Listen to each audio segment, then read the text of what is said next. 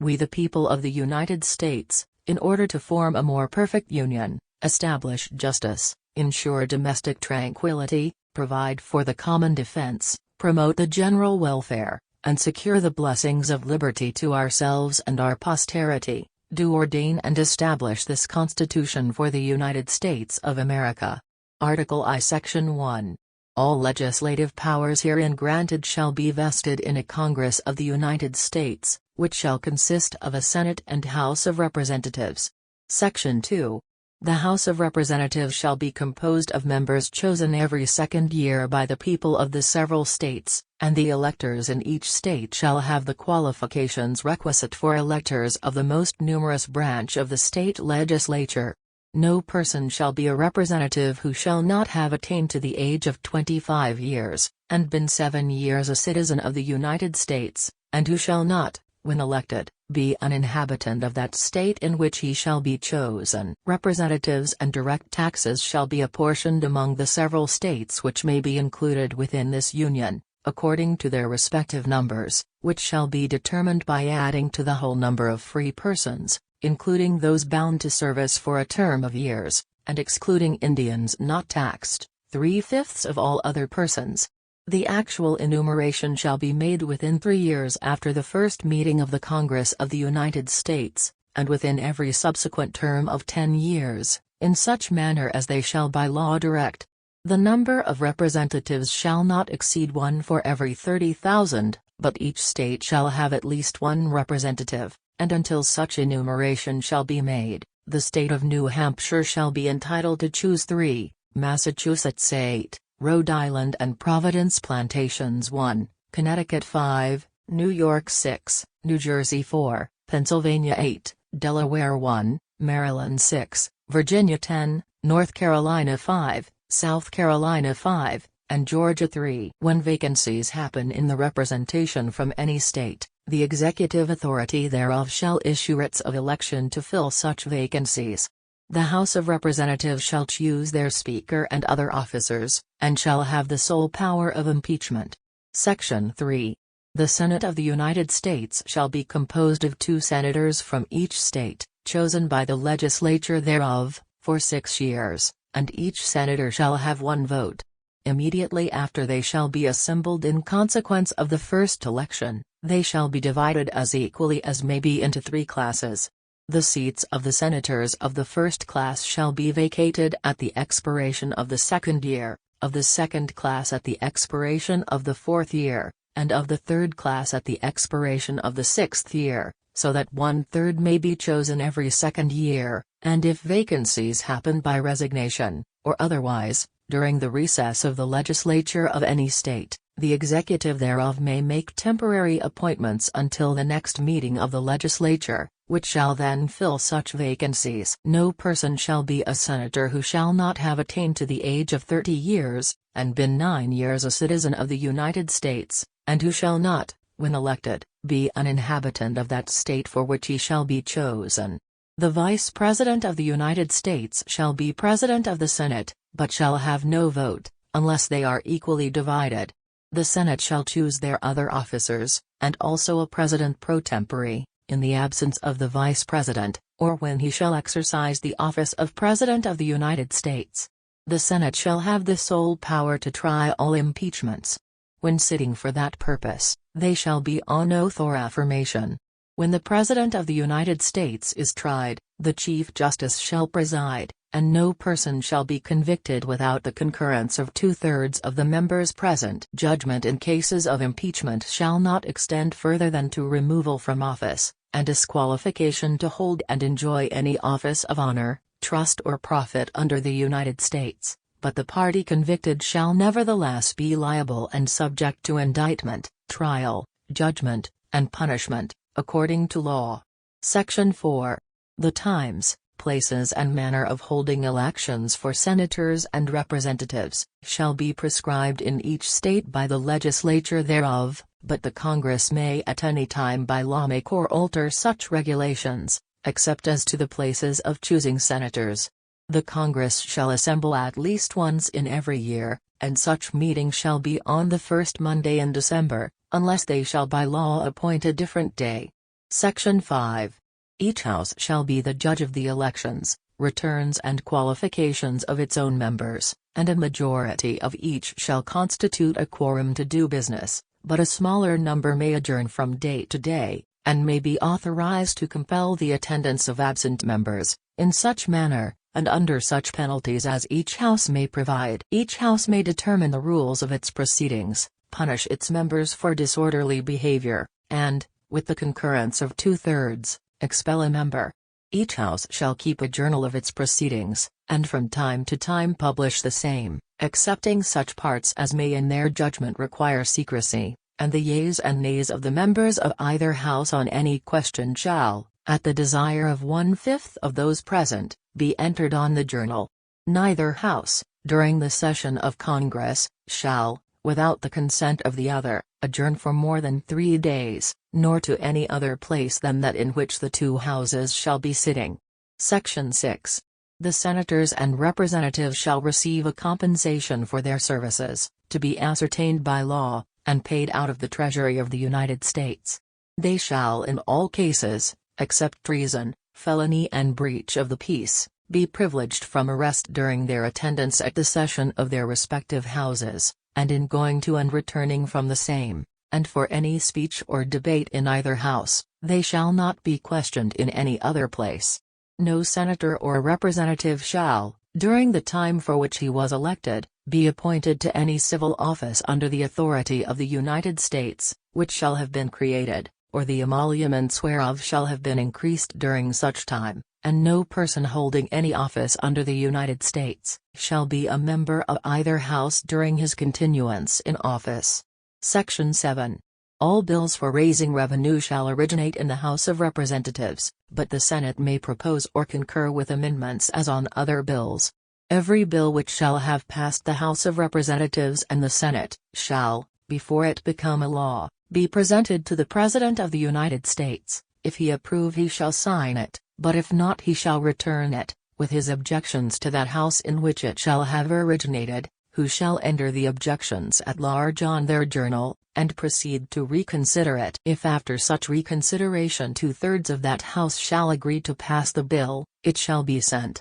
together with the objections, to the other House, by which it shall likewise be reconsidered, and if approved by 2/3 of that House, it shall become a law. But in all such cases the votes of both Houses shall be determined by yeas and nays, and the names of the persons voting for and against the bill shall be entered in the journal of each House respectively. If any bill shall not be returned by the President within 10 days, Sundays excepted, after it shall have been presented to him, the same shall be a law, in like manner as if he had signed it, unless the Congress by their adjournment prevent its return, in which case it shall not be a law. Every order, resolution, or vote to which the concurrence of the Senate and House of Representatives may be necessary, except on a question of adjournment, shall be presented to the President of the United States, and before the same shall take effect, shall be approved by him, or being disapproved by him, shall be repassed by 2/3 of the Senate and House of Representatives, according to the rules and limitations prescribed in the case of a bill. Section 8. The Congress shall have power to lay and collect taxes, duties, imposts, and excises, to pay the debts and provide for the common defense and general welfare of the United States, but all duties, imposts and excises shall be uniform throughout the United States, to borrow money on the credit of the United States, to regulate commerce with foreign nations, and among the several states, and with the Indian tribes, to establish an uniform rule of naturalization, and uniform laws on the subject of bankruptcies throughout the United States, to coin money, regulate the value thereof, and of foreign coin, and fix the standard of weights and measures, to provide for the punishment of counterfeiting the securities and current coin of the United States, to establish post offices and post roads, to promote the progress of science and useful arts, by securing for limited times to authors and inventors the exclusive right to their respective writings and discoveries, to constitute tribunals inferior to the Supreme Court, to define and punish piracies and felonies committed on the high seas, and offenses against the law of nations, to declare war, grant letters of marque and reprisal, and make rules concerning captures on land and water, to raise and support armies, but no appropriation of money to that use shall be for a longer term than 2 years, to provide and maintain a navy, to make rules for the government and regulation of the land and naval forces, to provide for calling forth the militia to execute the laws of the Union, suppress insurrections and repel invasions, to provide for organizing, arming, and disciplining the militia, and for governing such part of them as may be employed in the service of the United States, reserving to the states respectively, the appointment of the officers, and the authority of training the militia according to the discipline prescribed by Congress, to exercise exclusive legislation in all cases whatsoever, over such district, not exceeding 10 miles square, as may, by cession of particular states, and the acceptance of Congress, become the seat of the government of the United States, and to exercise like authority over all places purchased by the consent of the legislature of the state in which the same shall be, for the erection of forts, magazines, arsenals, dockyards, and other needful buildings, and to make all laws which shall be necessary and proper for carrying into execution the foregoing powers, and all other powers vested by this Constitution in the government of the United States, or in any department or officer thereof. Section 9. The migration or importation of such persons as any of the states now existing shall think proper to admit, shall not be prohibited by the Congress prior to the year 1808, but a tax or duty may be imposed on such importation, not exceeding $10 for each person.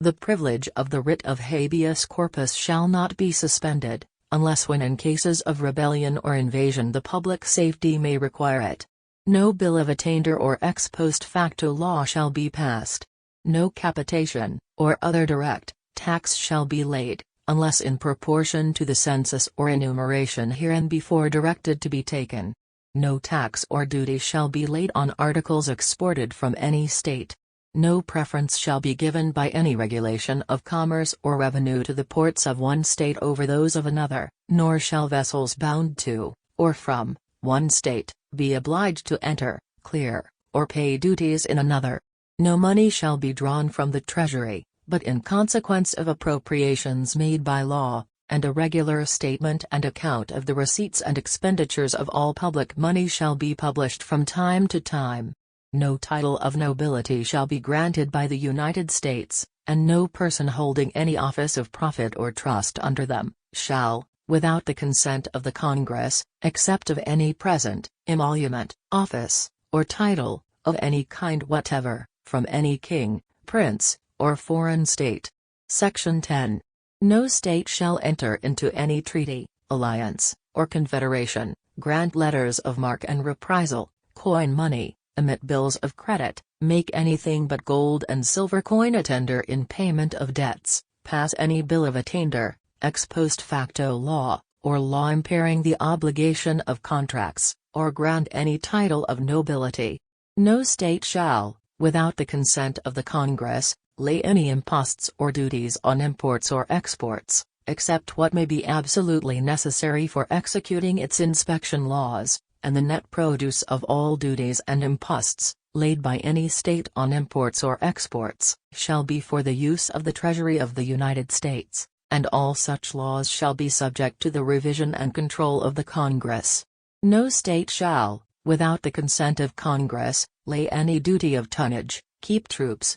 or ships of war in time of peace, enter into any agreement or compact with another state, or with a foreign power, or engage in war, unless actually invaded, or in such imminent danger as will not admit of delay. Article 2. Section 1. The executive power shall be vested in a President of the United States of America. He shall hold his office during the term of 4 years, and, together with the Vice President chosen for the same term, be elected, as follows: each state shall appoint, in such manner as the legislature thereof may direct, a number of electors, equal to the whole number of senators and representatives to which the state may be entitled in the Congress, but no senator or representative, or person holding an office of trust or profit under the United States, shall be appointed an elector. The electors shall meet in their respective states, and vote by ballot for 2 persons, of whom one at least shall not be an inhabitant of the same state with themselves.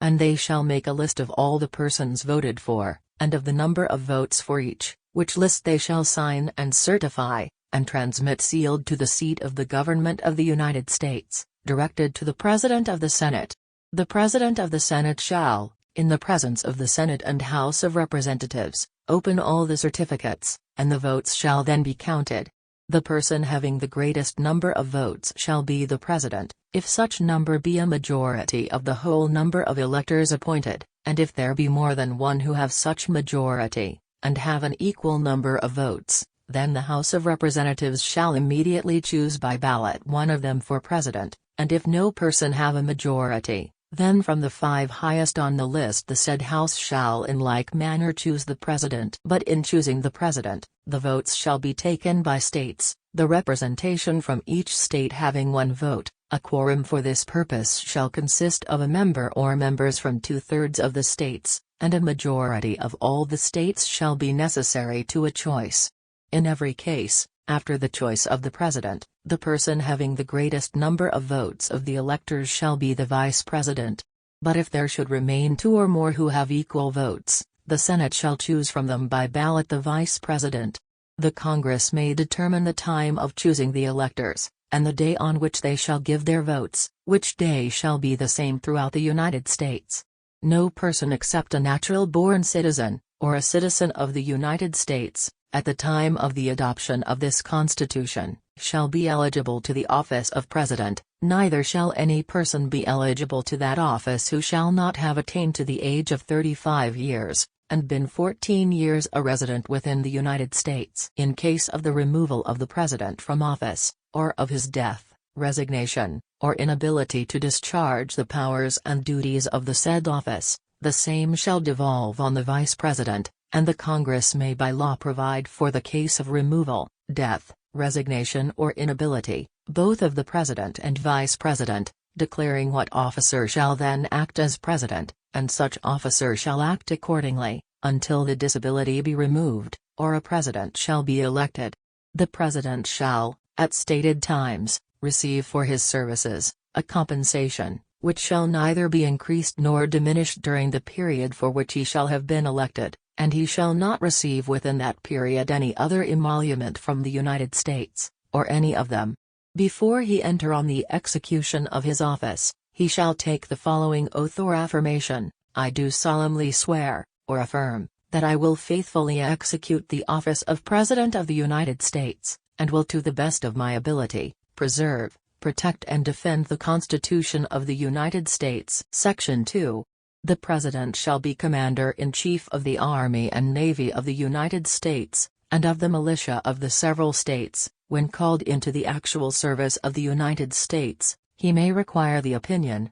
in writing, of the principal officer in each of the executive departments, upon any subject relating to the duties of their respective offices, and he shall have power to grant reprieves and pardons for offenses against the United States, except in cases of impeachment. He shall have power, by and with the advice and consent of the Senate, to make treaties, provided 2/3 of the senators present concur, and he shall nominate, and by and with the advice and consent of the Senate, shall appoint ambassadors, other public ministers and consuls, judges of the Supreme Court, and all other officers of the United States, whose appointments are not herein otherwise provided for, and which shall be established by law, but the Congress may by law vest the appointment of such inferior officers, as they think proper, in the President alone, in the courts of law, or in the heads of departments. The President shall have power to fill up all vacancies that may happen during the recess of the Senate, by granting commissions which shall expire at the end of their next session.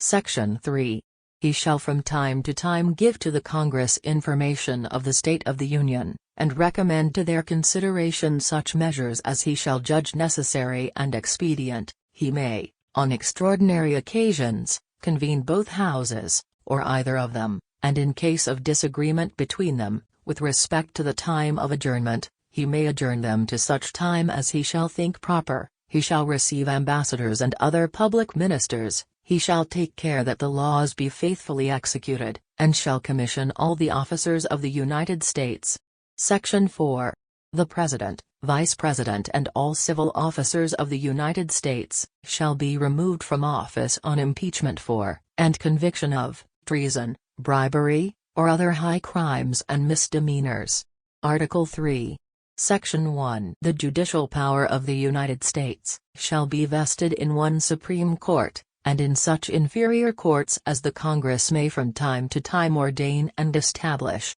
The judges, both of the Supreme and inferior courts, shall hold their offices during good behavior, and shall, at stated times, receive for their services, a compensation, which shall not be diminished during their continuance in office. Section 2. The judicial power shall extend to all cases, in law and equity, arising under this Constitution, the laws of the United States, and treaties made, or which shall be made, under their authority, to all cases affecting ambassadors, other public ministers and consuls, to all cases of admiralty and maritime jurisdiction, to controversies to which the United States shall be a party, to controversies between two or more states, between a state and citizens of another state, between citizens of different states, between citizens of the same state claiming lands under grants of different states, and between a state, or the citizens thereof, and foreign states, citizens or subjects. In all cases affecting ambassadors, other public ministers and consuls, and those in which a state shall be a party, the Supreme Court shall have original jurisdiction. In all the other cases before mentioned, the Supreme Court shall have appellate jurisdiction, both as to law and fact, with such exceptions, and under such regulations as the Congress shall make. The trial of all crimes, except in cases of impeachment, shall be by jury, and such trial shall be held in the state where the said crimes shall have been committed, but when not committed within any state, the trial shall be at such place or places as the Congress may by law have directed. Section 3. Treason against the United States shall consist only in levying war against them, or in adhering to their enemies, giving them aid and comfort. No person shall be convicted of treason unless on the testimony of two witnesses to the same overt act, or on confession in open court. The Congress shall have power to declare the punishment of treason, but no attainder of treason shall work corruption of blood, or forfeiture except during the life of the person attainted. Article 4. Section 1. Full faith and credit shall be given in each state to the public acts, records, and judicial proceedings of every other state. And the Congress may by general laws prescribe the manner in which such acts, records, and proceedings shall be proved, and the effect thereof. Section 2. The citizens of each state shall be entitled to all privileges and immunities of citizens in the several states. A person charged in any state with treason, felony, or other crime, who shall flee from justice, and be found in another state, shall on demand of the executive authority of the state from which he fled, be delivered up, to be removed to the state having jurisdiction of the crime. No person held to service or labor in one state, under the laws thereof, escaping into another, shall, in consequence of any law or regulation therein, be discharged from such service or labor, but shall be delivered up on claim of the party to whom such service or labor may be due. Section 3. New states may be admitted by the Congress into this Union, but no new states shall be formed or erected within the jurisdiction of any other state, nor any state be formed by the junction of two or more states, or parts of states, without the consent of the legislatures of the states concerned as well as of the Congress. The Congress shall have power to dispose of and make all needful rules and regulations respecting the territory or other property belonging to the United States, and nothing in this Constitution shall be so construed as to prejudice any claims of the United States, or of any particular state. Section 4. The United States shall guarantee to every state in this Union a republican form of government, and shall protect each of them against invasion, and on application of the legislature, or of the executive, when the legislature cannot be convened, against domestic violence. Article V. The Congress, whenever 2/3 of both houses shall deem it necessary, shall propose amendments to this Constitution, or, on the application of the legislatures of 2/3 of the several states, shall call a convention for proposing amendments, which, in either case, shall be valid to all intents and purposes, as part of this Constitution, when ratified by the legislatures of 3/4 of the several states, or by conventions in 3/4 thereof, as the one or the other mode of ratification may be proposed by the Congress, provided that no amendment which may be made prior to the year 1808 shall in any manner affect the first and fourth clauses in the 9th section of the first article, and that no state, without its consent, shall be deprived of its equal suffrage in the Senate. Article V. All debts contracted and engagements entered into, before the adoption of this Constitution, shall be as valid against the United States under this Constitution, as under the Confederation. This Constitution, and the laws of the United States which shall be made in pursuance thereof, and all treaties made, or which shall be made, under the authority of the United States, shall be the supreme law of the land, and the judges in every state shall be bound thereby, anything in the Constitution or laws of any state to the contrary notwithstanding. The senators and representatives before mentioned, and the members of the several state legislatures, and all executive and judicial officers, both of the United States and of the several states, shall be bound by oath or affirmation, to support this Constitution, but no religious test shall ever be required as a qualification to any office or public trust under the United States. Article 7. The ratification of the conventions of 9 states, shall be sufficient for the establishment of this Constitution between the states so ratifying the same. Done in convention by the unanimous consent of the states present the 17th day of September in the year of our Lord 1787 and of the independence of the United States of America the 12th. In witness whereof we have hereunto subscribed our names, Go. Washington Pressed. And Deputy from Virginia, New Hampshire, John Langdon, Nicholas Gilman, Massachusetts, Nathaniel Gorham, Rufus King, Connecticut, William Samuel Johnson, Roger Sherman, New York, Alexander Hamilton, New Jersey, Will Livingston, David Brearley, William Patterson, Jonah, Dayton, Pennsylvania, B. Franklin, Thomas Mifflin, Robert Morris, George Clymer, Thos Fitzsimons, Jared Ingersoll, James Wilson, Gouverneur Morris, Delaware, Geo. Reed, Gunning, Bedford, June, John Dickinson, Richard Bassett, Jocko, Broome, Maryland, James McHenry, Dan of St. Thomas, Jennifer, Daniel Carroll, Virginia, John Blair, James Madison Jr., North Carolina, William Blount, Rich Dobbs Spate, Hugh Williamson, South Carolina, J. Rutledge, Charles Coatsworth Pinckney, Charles Pinckney, Pierce Butler, Georgia, William Few, Abraham Baldwin. Attest. William Jackson, Secretary. The End.